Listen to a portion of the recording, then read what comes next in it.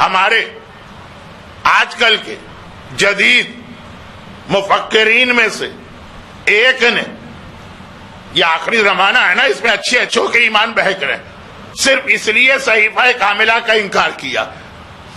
کہ بھائی یہ کتاب میں نہیں مانتا کہ چوتھے امام کی ہے۔ زبانی انکار کرنا اور ہے، باقاعدہ اس کے اوپر تحقیقی مقالہ لکھنا۔ تو اس کے اندر مرکزی دلیل میرے اس جملے کو بنایا، کہا میں مانتا ہی نہیں، یہ جھوٹی ہے کتاب، جھوٹی۔ چلو اگر وہ اس طرح کہتے کہ اس کی سندیں ثابت نہیں ہے، کس نے سنا، کون راوی ہے، کیسے پتہ چلے، تو چلے پھر بھی کچھ سمجھ میں بات آتی۔ انہوں نے صرف اس لیے کہا کہ اس کی اتنی لمبی لمبی دعائیں ہیں کہ آدمی اگر یہ دعائیں پڑھنے لگے تو دنیا اور آخرت کسی اور کام کے قابل ہی نہیں رہے گا۔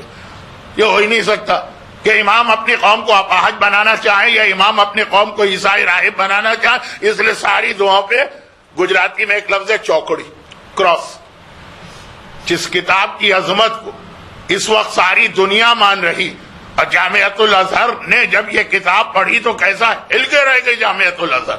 اس کتاب کو اپنا ایک مومن، کہ لمبی لمبی دعائیں ہم کو بتائی گئی ہیں اور صحیفہ کاملہ میں بھی ہیں اور مختصر بھی۔ مدینے میں ایک آدمی اتنا غریب اتنا غریب اتنا غریب کہ وہ روزانہ رات کے اندھیرے میں اپنے گھر سے باہر نکلتا، اور اس محلے والوں نے، گلی والوں نے جہاں پہ کچرا پھینکا ہوتا، جو پاکستان وغیرہ میں، انڈیا میں یہ مناظر نظر آتے، وہ رات کے اندھیرے میں وہاں جاتا، ایک بہرحال ایمبیرسمنٹ یا شرمندگی بھی محسوس کر رہا اس لیے رات کے اندھیرے میں، اور یہ کہ کسی نے بچا ہوا کھانا، کسی نے سڑا ہوا کھانا، کسی نے پھلوں کے چھلکے، پھل تو کھا لیے، چھلکے پھینکے، وہ چن کے لے کے آتا، اور اس کے باوجود خانوادہ اس کا بڑا ہے، اولاد زیادہ، والدین بھی ہیں،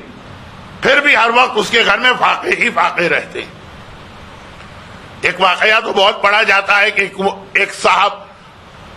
حج پر جا رہے تھے، راستے میں ایک سیدانی کو دیکھا جو مری ہوئی مرغی کچرے سے اٹھا کے کھا رہی، اور اس کو مسئلہ شرعی یاد دلایا تو اس نے کہا کہ اس وقت میری وہ کیفیت ہے کہ حرام حلال ہو گیا، اس انداز کا پیغمبر کے زمانے کا واقعہ۔ لیکن یہ مصیبت و پریشانی اپنی جگہ،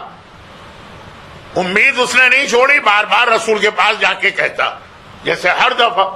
کوئی بھی عالم، کوئی بھی خطیب، کوئی بھی ذاکر یا ہم جیسا طالب علم کسی بھی علاقے میں جائیں تو لوگوں کے مسئلے وہی ہوتے ہیں کہ مولانا یہ روزی کا اور صحت کا، پچھلی دفعہ بھی آپ آئے تھے اور دعا بتائی تھی اور کوئی فائدہ نہیں ہوا، آپ کوئی اور دعا بتائیے۔ تو پیغمبر کے پاس بار بار جاتا، اور پیغمبر فرماتے ہیں کہ اچھا ٹھہر جاؤ۔ دیکھتے ہی دیکھتے اس کی حالات پلٹے، اور اب حالت یہ ہو گئی کہ اس کے گھر میں اتنی دولت آ گئی کہ سارے محلے کو اپنی دولت تقسیم کرتا پھر رہا ہے، ہر ایک کی مدد کرتا پھر رہا، اور لوگوں کو حیرت ہو۔